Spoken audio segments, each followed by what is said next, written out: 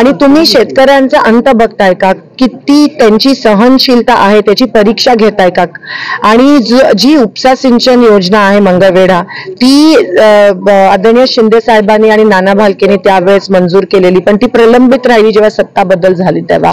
आणि आम्ही जेव्हा त्या गावाचा दौरा केला तेव्हा मी विधानसभेत तो आवाज उठवला आणि कदाचित विरोधी पक्षाच्या दबाव तंत्रामुळे त्यांनी ती योजना आता ती कागदोपत्री तरी मंजूर केली आहे. आणि प्रत्येक आता आपण ती 100% त्याचे पैसे मिळायला पाहिजे, त्यासाठी मी तो विषय रेटून धरणारच. आणि त्यानंतर जेवढे काही छोटे मोठे त्या ठिकाणी पाण्याच्या योजना आहेत त्याच्यासाठी आपण एक लॉंग टर्म प्लॅन बनवण्याचा माझ्या तरी मनात एक हे आहे. कायमस्वरूपी या सगळ्या गावांचा हा जो तिढा आहे तो सुटला पाहिजे. आणि तूर्त मी इलेक्शन कमिशनला पण पत्र लिहिलं की आता आचारसंहिता जरी असली तरी पाण्यासाठी जर काही बंधन येत असेल तर ते ताबडतोब शिथिल करावं आणि लोकांच्या गावापर्यंत पाणी जी टँकर असेल किंवा इतर काही परमिशन्स असतील ते आचारसंहितेमुळे थांबले नाही पाहिजे, तर त्यासाठी लवकरात लवकर परमिशन द्या.